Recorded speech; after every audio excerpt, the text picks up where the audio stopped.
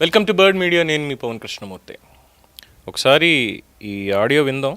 అయ్యా లోకేష్ గారు, ముందు ఇప్పుడు వానాకాలం వస్తూ ఉన్నది. అయ్యా పవన్ కళ్యాణ్ గారు, వానాకాలం వస్తుంది.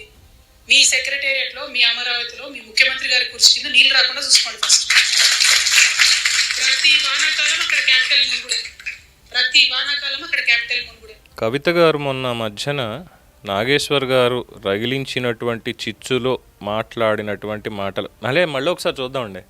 మంచి భలే ఉంది అలా వినడానికి. చూశారుగా అయ్యా లోకేష్ గారు, పవన్ కళ్యాణ్ గారు, వచ్చేది వానాకాలం, మీ సచివాలయంలో సీఎం సీటు కిందకి నీళ్లు రాకుండా చూసుకోండి. వర్షం వచ్చిందంటే క్యాపిటల్ మునగాడమే. ఇది హైదరాబాదులో, విశ్వనగరమైనటువంటి హైదరాబాదులో ఉండి కవిత గారు, తెలంగాణ రక్షణ సేన అధినేత్రి కవిత గారు చేసినటువంటి వ్యాఖ్య. సరే, ఆవిడే కాదు, ఇంకా చాలామంది మాట్లాడారు. ముందు మీ అమరావతి మునుగుతుంది, వెళ్ళి చూసుకుంటారా అని ఇష్టం వచ్చినట్టు మాట్లాడిన వాళ్ళు చాలామంది ఉన్నారు. ఆంధ్రప్రదేశ్ మీద అవాకులు చవాకులు పేలుతూ, ఎటువంటి గొడవ లేనప్పటికీ కూడా కావాలని గొడవ పెట్టుకుని మాట్లాడి చేసినటువంటి వ్యాఖ్యలు. దీనికి అక్కడ ఉన్నటువంటి బులుగు బ్యాచ్, అదే మన వైఎస్ఆర్సీపీ బ్యాచ్ ఏదైతే ఉందో, వాళ్ళు కూడా అమరావతి మునిగిపోతుంది అంటూ తప్పుడు ప్రచారాలు చేయడాలు, దాన్ని కంబైన్డ్గా బీఆర్ఎస్ మరియు వైసీపీ సోషల్ మీడియా వాళ్ళు ఎక్కడికక్కడ స్ప్రెడ్ చేస్తూ, అంటే అమరావతికో ఇది ఇంతే అన్నట్టుగా చూపించేటువంటి ప్రయత్నాలు ఇవన్నీ వాళ్ళు చేస్తూ వస్తున్నారు. విశ్వనగరం, అసలు హైదరాబాద్ లాంటి సిటీ మీకు ఉందా? మా బాపు తెలంగాణ జాతిపిత కేసీఆర్ గారి నేతృత్వంలో అసలు హైదరాబాద్ వెలుగులీంతోంది. కేటీఆర్ మున్సిపల్ శాఖ మంత్రిగా అసలు ఎలా పరుగులెత్తించారు మీకేం తెలుసు? ఈరోజు హైదరాబాద్ను చూస్తూ ఉంటే ప్రపంచ నగరాలకి సాటి లేకుండా ఉంది. ఫైన్, బాగుంది, కట్టడాలు ఇవన్నీ కూడా అద్భుతంగా, చాలా అద్భుతంగా ఉన్నాయి. ఏమన్నారు? క్యాపిటల్ మునుగుతోందా? వర్షాకాలం వస్తే క్యాపిటల్ మునుగుతోందా? కళ్ళు మూసి తెరిచేలోపు రెప్పపాట్లు ఏడాది గడిచిపోయింది. గత ఏడాది వానాకాలం ఒక్కసారి గుర్తు తెచ్చుకోండి, ఈ ఏడాది వర్షాకాలం ఇప్పుడే ఇంకా స్టార్ట్ అవుతుంది అంతే. Just beginning. జుజుబి 4 సెంటీమీటర్ల వర్షం నిన్న కురిసింది హైదరాబాద్లో. తెలంగాణ వ్యాప్తంగా చాలా చోట్ల పడింది. నిన్న హైదరాబాద్లో ఎస్పెషల్లీ అన్ని ఏరియాల్లో కూడా, జీహెచ్ఎంసీ 3 కమిషనరేట్ల పరిధిలో కూడా వర్షం పడింది 4 సెంటీమీటర్లు. ఈ 4 సెంటీమీటర్ల వర్షపాతానికి హైదరాబాద్ ఎలా అయ్యిందో ఒకసారి ఈ వీడియోల్లో చూద్దామా? ఎక్కడెక్కడ ఏ ఏరియాల్లో కూడా జరిగింది అనేది విత్ డీటెయిల్స్ చెప్పొచ్చండి ఒక్కొక్క దానికి సంబంధించి. Kondapur care hospital, Gachibowli biodiversity circle care hospital దగ్గర. ఇప్పుడు తెలంగాణలో ఏంటంటే పడవల పథకం పెట్టాలి, పౌరులకి పడవల పథకం. ప్రతి ఒక్కళ్ళకి ఆ ఏరియాలో ఉండేటువంటి వాళ్ళకి 10 మందికి పడవ చొప్పున ఇస్తే ఆ పడవలు తోలుకుంటూ ఆఫీసులకి పనుల మీద వెళ్ళొస్తూ ఉంటారు. గచ్చిబౌలి బయోడైవర్సిటీ దగ్గర చూసినట్టయితే అక్కడ, అంబర్పేటలో బతుకమ్మ కుంటకి భారీగా వరద నీరు వచ్చి చేరుతోంది అంటూ నిన్న హైడ్రా వాళ్ళు కూడా వీడియో షేర్ చేశారు. ఎండాకాలంలో నీరు తక్కువగా ఉండడంతో చెరువు చుట్టూ పాత్వేపై వాకింగ్ చేసేందుకు వచ్చిన వాళ్ళు ఆందోళన చెందారు. ఒక్క వర్షానికే వరద నీరు భారీగా వచ్చేయడంతో పరిసర ప్రాంతాలకి వరద ముప్పు తప్పడమే కాకుండా చెరువు నిండడంతో స్థానిక ప్రజలు హర్షాన్ని వ్యక్తం చేస్తున్నారంటూ హైడ్రా వాళ్ళు ఆ వీడియో షేర్ చేసుకున్నారు. తర్వాత ట్రాఫిక్, ఐటీ కారిడార్లో కంప్లీట్ ట్రాఫిక్, ఎన్ని గంటలు ఉందనేది తెలియదు. ఇక తర్వాత హైదరాబాద్ ట్రాఫిక్ పోలీసులు వాళ్ళు షేర్ చేసుకున్నటువంటి వీడియో.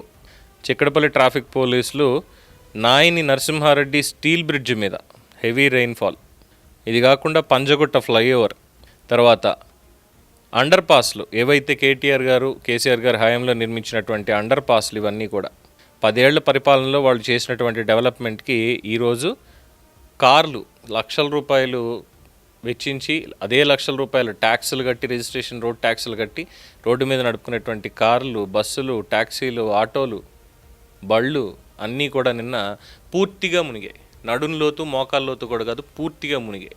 అలాంటి ఏరియాలు ఉన్నాయి.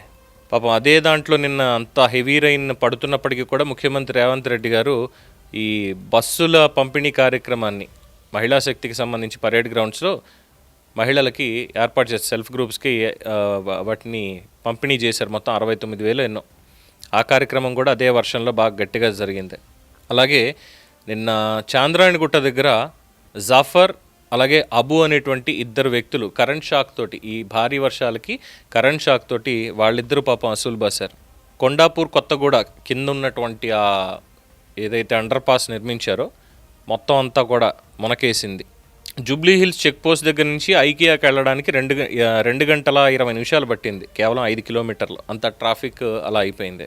తదుపరి ఇంకా ఏది చూసినా సరే, ఎక్కడ చూసినా సరే, రాయదుర్గం మెట్రో దగ్గర కూడా దాదాపు మోకాళ్ళలోతు నీళ్లు. సో ఇవి జరిగినటువంటిది.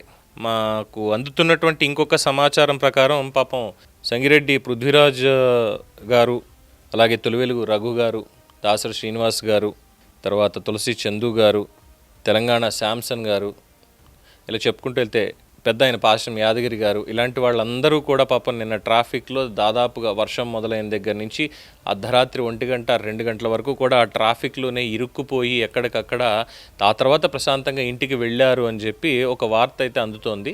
క్రెడిబిలిటీ అనేది డెఫినెట్గా కొంతమంది తెలిసినటువంటి మనుషులు చెప్పినటువంటి మాట, మరి వారు బయటకు వచ్చి చెప్పాలి వెళ్ళారా లేదా అనేటువంటిది. అంత టైం పట్టిందిట, అందులోనూ ఆ క్లీన్ రోడ్ల మీద వెళ్ళడానికి.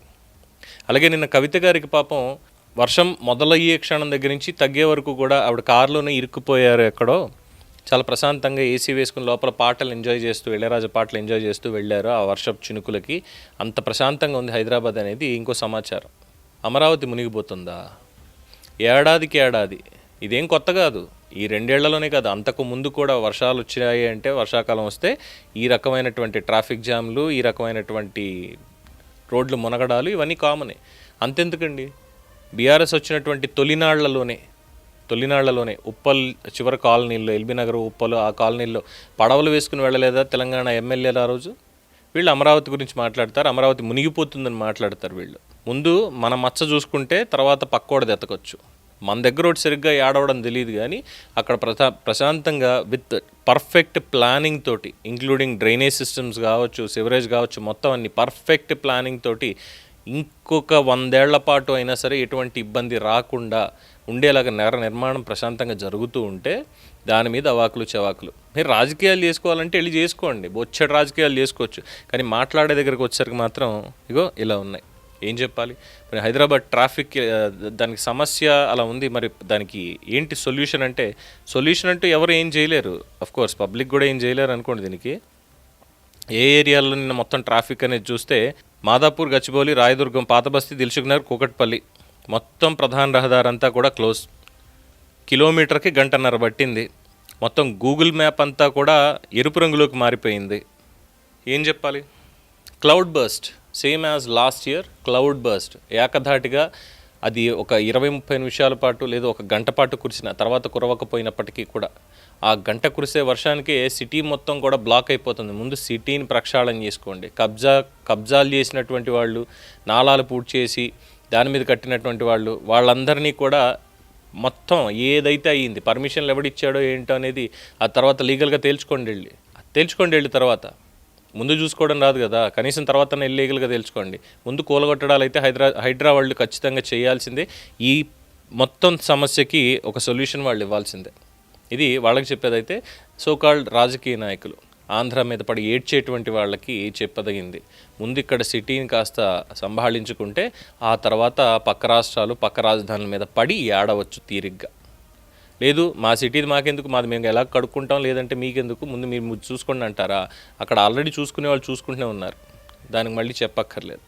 సో కవిత గారికి ఫస్ట్ నుంచి కూడా మైనస్. పార్టీ పెట్టిన దగ్గర నుంచి కూడా ఆవిడ చేస్తున్న వ్యాఖ్యలు అంటే మైలేజ్ రావాలన్న ఉద్దేశంతో చేస్తున్న వ్యాఖ్యలు, ఆంధ్ర పాలకులని, ఆంధ్ర విషకోరలు అని చెప్పేటువంటి మాటలు ఇవన్నీ మాట్లాడుతూ రేపు రాబోయే జిహెచ్ఎంసీ ఎలక్షన్స్ ఉన్నాయి.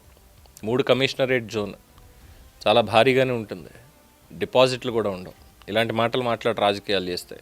అండ్ ఈ సమస్యలను మేము వచ్చి పరిష్కరిస్తామని మాట్లాడతారా? దమ్ముంటే పరిష్కరించండి, కూర్చొని మొత్తం రాజకీయ నాయకులు అందరూ అన్ని పక్షాలు కూర్చొని దీనికి ఏంటి సొల్యూషన్ అని చెప్పండి. ఎవరు చెప్పరు, ఎందుకంటే 10 ఏళ్ల పాటు పరిపాలించిన వాళ్ళు కానీ ఇప్పుడు 2 ఏళ్ల పాటు చేస్తున్నటువంటి వీళ్ళు కానీ ఎవరు చెప్పడానికి ఏమీ లేదు ఇక్కడ. ఆ సమస్యని మూసుకొని, ఎందుకంటే వచ్చేదంతా కూడా డ్రైనేజ్ కంపు, చెత్త, ఇవే ఆ వాటర్ నుంచి కూడా వచ్చేది. ముక్కు మూసుకొని ప్రజలు వెళ్లాల్సిందే తప్ప వీళ్ళు ఎవరు బయటకు కాలు పెట్టరు, ఏం చేయరు. ఇక్కడ హైడ్రా రంగనాథ్ గారికి నిజంగా ఆయనకి హ్యాట్స్ ఆఫ్ చెప్పాలి. నిన్న మొత్తం ఎక్కడెక్కడ ఎఫెక్టెడ్ ఏరియాలు ఉన్నాయో నడి రోడ్డు మీద ఆయన చెప్పులు వేసుకొని నించొని మరి ట్రాఫిక్ పర్యవేక్షణతో సైతం మొత్తం ఆయన చూసుకున్నారు. ఆయన పని ఆయన చేయనివ్వండి జాగ్రత్తగా, అంతేగాని ఆయన కూడా విమర్శించి ఆయనకు కూడా అంటగట్టి పిచ్చి పిచ్చి ప్రాలాపనలు చేయకూడదు. సో హైదరాబాద్ని ముందు పట్టించుకోండి, ఆ తర్వాత అమరావతి గురించి మాట్లాడుకోవచ్చు.